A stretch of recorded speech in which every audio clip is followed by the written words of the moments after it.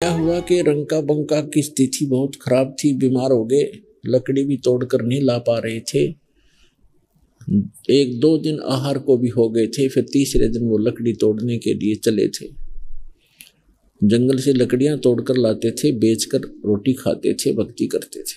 नामदेव ने भगवान से कहा, गुरुदेव से, कि गुरुजी आपके भक्त रंका और बंका बहुत ज्यादा निर्धन है, थोड़ा धन दे दो उनको।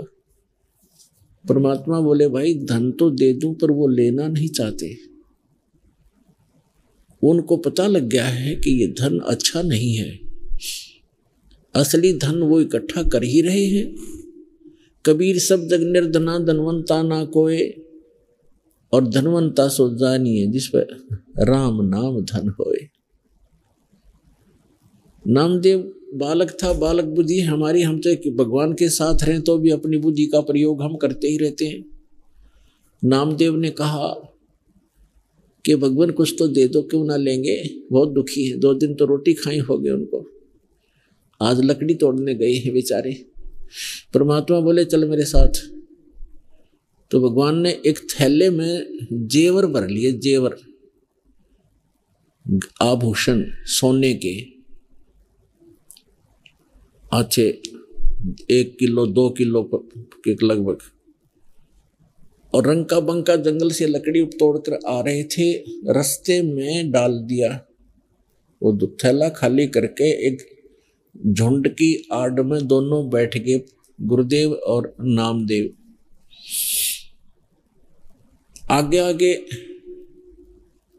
आगे आगे रंका जा रहा था, उसका पति। बंका थोड़ी पीछे आ रही थी, 100 फुट दूरी पर।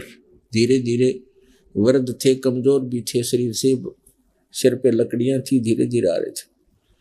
तो रंका ने पहले देखा सोना पड़ा है बहुत घना, पीछे देखा अपनी पत्नी की तरफ कि कहीं उसके मन में दोष ना आ जा, औरत को गहने बहुत प्रिय होते हैं। तो उसने क्या चाहा कि उस मिट्टी से, पैर से मिट्टी से उसको ऊपर मिट्टी डाल दो सोने पर, ताकि पत्नी को दिखाई ना दे, कहीं इस या नीयत खराब ना कर ले, भक्ति बिगड़ जाए इसकी। अब उसकी पत्नी ने दूर से देखा कि पति खड़ा क्यों हो गया, क्या कर रहा पैर से, क्या दिक्कत आ गई उसको। तो उसने ध्यान से देखा कि तो सोने के ऊपर मिट्टी डाल रहा है। वह समझ गई, कहने लगी, चलो जी चलो, क्यों मिट्टी पर मिट्टी डाल रहे हो, चलो चलो, क्यों मिट्टी पर मिट्टी डाल रहे हो। तो वो चल पड़ा, किसने देख तो लिया ही। अब वो भी आ गई, छोड़ के नौकी नो चली गई आगे को, नहीं उठाया उस सोने को कि भाड़ में जाओ ऐसा सोना। परमात्मा कहते हैं, कबीर इतना दीजिए जा में कुटुंब समावे, साईं इतना दीजिए जा में कुटुंब समावे, हम भी भूखे ना रहती थी ना भूखा जावे। कबीर सब जग निर्जना धनवंता ना कोय, धनवंता सो जानिए जिस पर राम नाम धन होए। अब फिर परमात्मा ने कहा, बता भाई कैसे दूं इसको, नामदेव कैसे दूं इनको, बोल। परमात्मा ने कहा, नामदेव तेरी अकल ठिकाने नहीं आई अभी तक।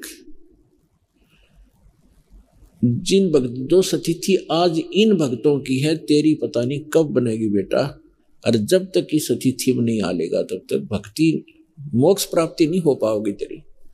अभी तो आप सांसारिक सुखों को प्राप्ति और दूसरों को प्राप्ति के लिए ही प्रार्थना करते रहते हो। इन सब घटनाएं को देख करके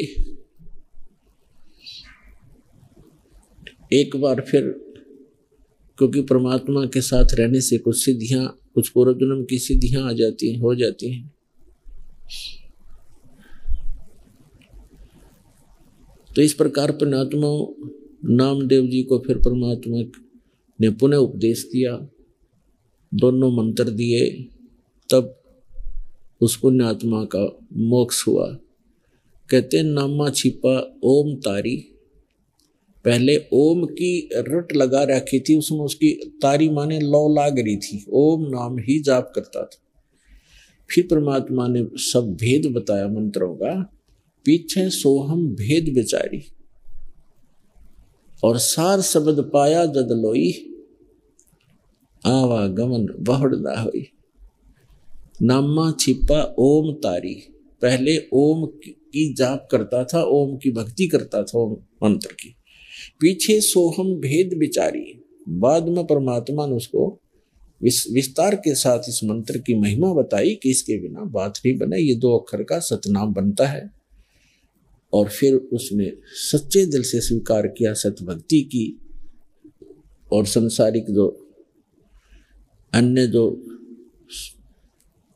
इच्छाएं थी वो खत्म की। फिर परमात्मा ने उनको सार शब्द दिया, तब नामदेव का मोक्ष हुआ। आगे उनको प्रतिबंध लगा दिया था कि आगे इसके बारे में किसी को बताना नहीं, जिक्र भी नहीं करना आपने।